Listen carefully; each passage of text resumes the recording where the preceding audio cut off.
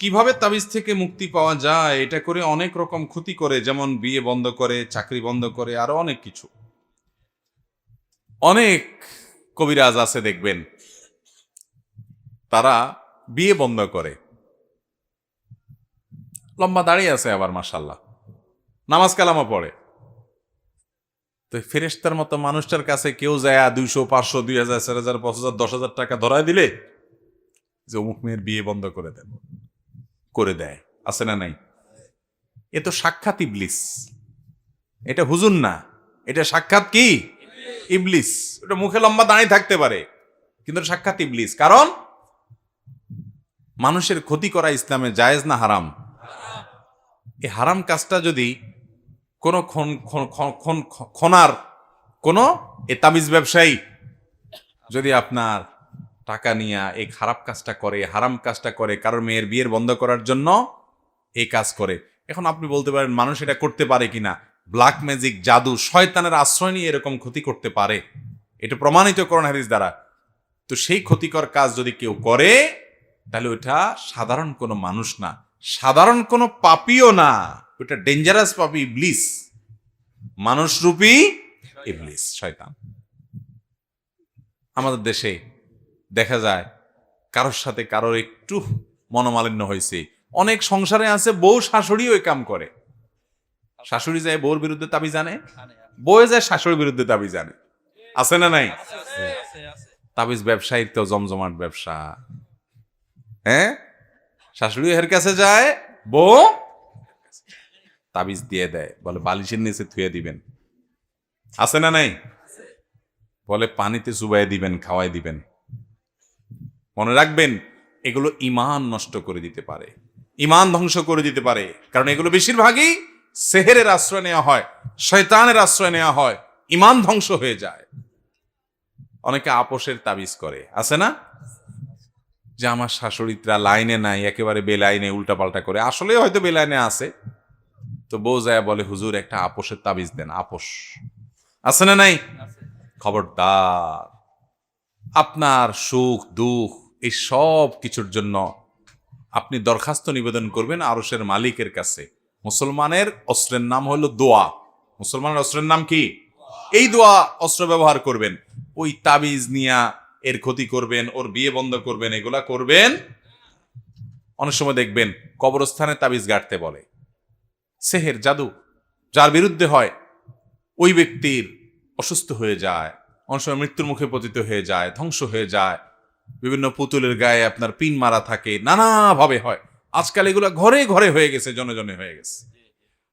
যদি আপনাকে কেউ এগুলা করে ক্ষতিগ্রস্ত না করুক, আপনি চান যে এরকম ব্ল্যাক ম্যাজিক করে, জাদু করে, এমন অনেক ফ্যামিলি কথা আমরা জানি, যেই ফ্যামিলিতে এটা কেউ কল্পনাও করে না, এমন মানুষে তার বিরুদ্ধে তাবিজ করে বসে আছে, হিংসার কারণে পিছে লেগে বসে আছে, টেরও পায় নাই।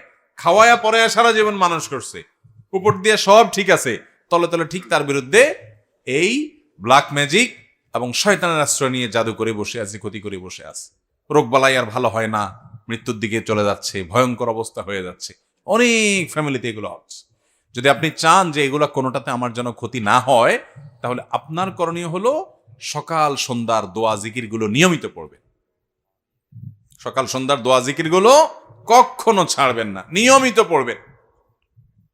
জীবনের সব ছুটে যাবে, এটা ছুটতে পারবে না।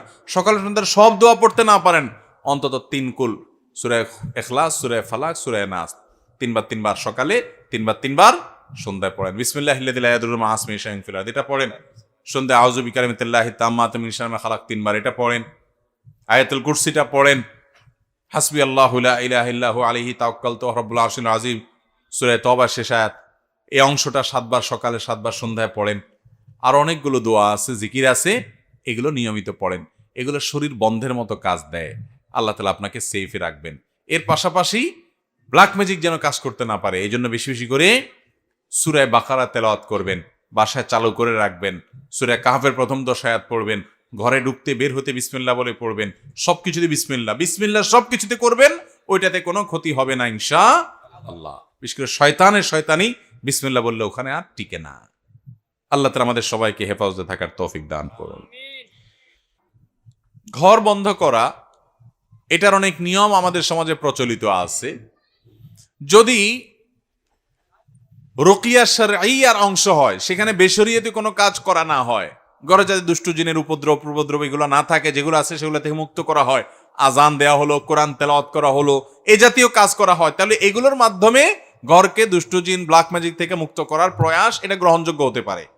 কিন্তু ঘর বন্ধ করতে গিয়ে আপনারা দেখবেন অনেক সময় দেখা যায় যে বিশেষ কিছু কাজ করে, কিছু পেরাগ নিয়ে আসে, কিছু ওই যে আপনার হাড্ডি গুড্ডি নিয়ে আসে, গরুর কল্লার আপনার চোয়াল টোয়াল নিয়ে আসে, আপনার ওই যে কি বলে ওই মাটির ঢাকনা নিয়ে আসে, দেখছেন নি আপনারা এগুলা আয়না, এগুলা ঘরের মধ্যে বেঁধে দেয়, এটা করে ওইটা করে, এগুলা জায়েজ নাই। বিশেষ করে এগুলা বেশিরভাগই করে তারা যারা ব্ল্যাক ম্যাজিক, জাদু এবং টোনা, হারাম বিভিন্ন রকমের পদ্ধতি অবলম্বন করে।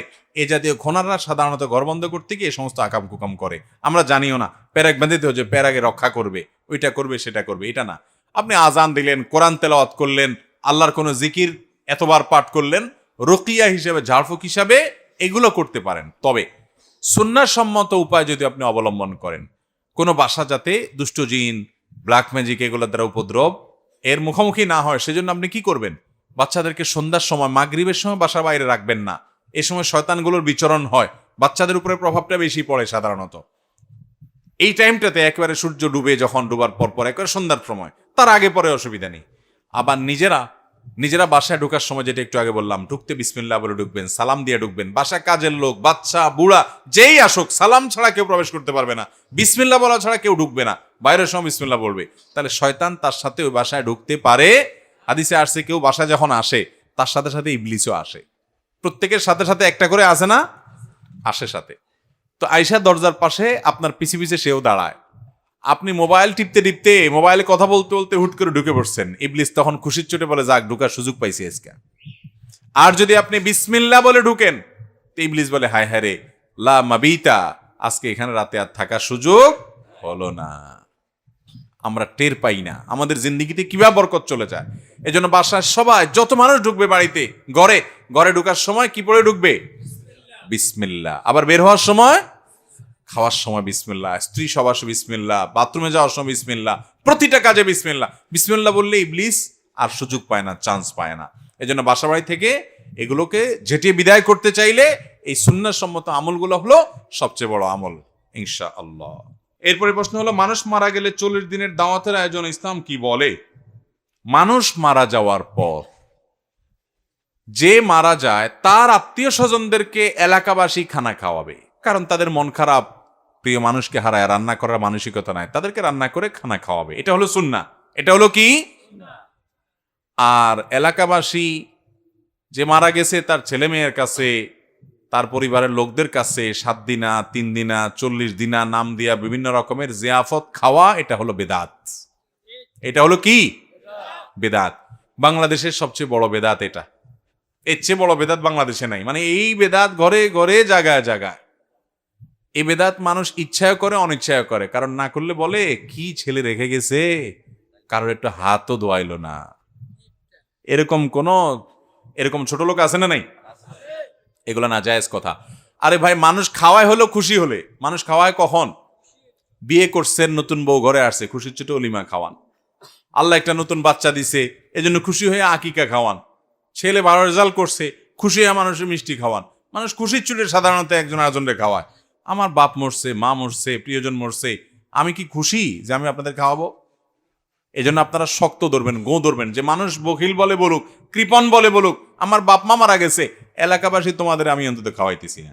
যদি বাপ মার পক্ষ থেকে দান করতে হয়, তো গরিবরে 1 বস্তা চাল কিনে দেন, একদিনে বাজার করে দেন, 2টা মাছ কিনে দেন, তাদেরকে 2 কেজি গোশত কিনে দেন, এক বেলার খাবার কিনে দেন, তাদেরকে সহযোগিতা করেন। কিন্তু এলাকাবাসীকে হাত ধোয়া খাওয়াবেন না। মনে হয় যে বিয়ে বাড়ি, সামিয়ানা টামিনা টাঙ্গায় এমন ভাবে খাওয়াইতেছে, মনে হয় যে বিয়ের অনুষ্ঠান। ঠিক না বে ঠিক?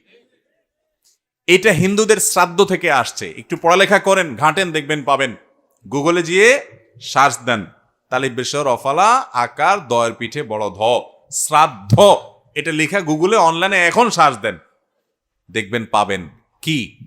হিন্দু ধর্ম মতে কোনো মানুষ মারা গেলে ওই মৃত মানুষের তরফ থেকে আত্মীয় স্বজনরা যদি লোকজনকে না খাওয়ায়, তাহলে তারা মনে করে ওই লোক স্বর্গে খাওয়ান পায় না, এজন্য খাওয়ান লাগে। ওই জিনিস তাদের মধ্যে আছে, তাদের ধর্ম তারা পালন করুক, তাদের ব্যাপার। কিন্তু আমরা মুসলমানরা তাদেরটার অনুকরণ করতে পারি না, এটা মূর্খতা। নবী করিম সাল্লাল্লাহু আলাইহি সাল্লাম মারা যাওয়ার পরে সাহাবারা কত কষ্ট পাইছেন বলেন। ওনারা মদিনাতে কয়টা গরু কয়টা ওঁট জবাই করে মানুষ খাওয়াইছেন, খবর বাইর করে, তারা জাল হাদিস বাইর করেন তো পান কিনা, পাবেন না। ওমর রাদিয়াল্লাহু মারা গেছেন, আবু বকর মারা গেছেন, সাহাবীরা সিনিয়র মারা গেছেন, আম্মা জান আয়েশা মারা গেছেন রিদওয়ানুল্লাহি তাআলা আজমাইন। কই সাহাবীরা কেউ জিয়াফত করছেন দেখান তো দেখি। এটা মুসলমানদের কালচার না, কিন্তু এটা বুঝান যায় না মানুষকে। আল্লাহ তাআলা আমাদেরকে বুঝার তৌফিক দান করুন। আপনার বাবা মারা গেছে, তাদের তরফ থেকে একটা মসজিদ বানায় দেন, মসজিদে একটা কিছু করে দেন, মাদ্রাসায় একটা কিছু করে দেন, একটা গাছ লাগাই দেন, একটা গরিবের একটা রিক্সা কিনে দেন, একটা কালভার্ট বানায় দেন, একটা সদকা জারিয়ামূলক কোনো কাজ করে দেন, এটার সব তিনি পেতে থাকবেন। এই অযথা 3 দিন 40 দিন দিন ঠিক করে ক্ষণ ঠিক করে মানুষ ডেকে জিয়াফত খাওয়াবেন, শ্রাদ্ধ অনুষ্ঠান অনুসরণ করে, এতে সব হবে না, বরং কি হবে, গুনাহ হবে। আপনাদের এলাকায় এটা হয়নি? হয় মানে ঘরে ঘরে হয়, ঠিক না ভাই? ঠিক। কিপটা বলে বলুক, কিন্তু আমি অযথা টাকা নষ্ট করব। মুরব্বীরা বলবে কি দিন বার হয়েছে, হুজুররা কি এর মাসালা বার করে, খানা দানাও বন্ধ করে দিব বলে। হ্যাঁ, ও হুজুররা আরো বেশি করে খাইতে, তো যে হুজুর বেশি বলে বুঝতে হবে ওনার এখানে কি আছে, পাত্তির কামসাম আছে, ব্যবসা বাণিজ্য আছে। আল্লাহ তাআলা হুজুরদেরকে হেদায়েত দান করুন। এরপরে প্রশ্ন হলো, আমরা অনেক সময় বলে থাকি তার হায়াত বেশি, সে বেশি দিন বাঁচবে, এটা সঠিক কিনা? হতে পারে কারোর হায়াত বেশি, কিন্তু আপনি জানলেন কিভাবে তার হায়াত বেশি? অনেক সময় দেখা যায় কারোর আলাপ আলোচনা করতেছেন, হঠাৎ করে সে হাজির হয়ে গেছে, তো বলে কি, এই তোর হায়াত আছে রে, বলে না? এটা কোনো কথা? হায়াত তো আছে, হায়াত না হলে সে আসলো কেমনে? এটা কোনো কথা যে ভাই হায়াত আছে তোর? হায়াত তো আমার আছে বেটা, না হলে আমি এলাম কেমনে? এটা তোমার বলার কি আছে যে আমার হায়াত আছে কিনা? এগুলো আমাদের নিজেদের বানানো কথাবার্তা।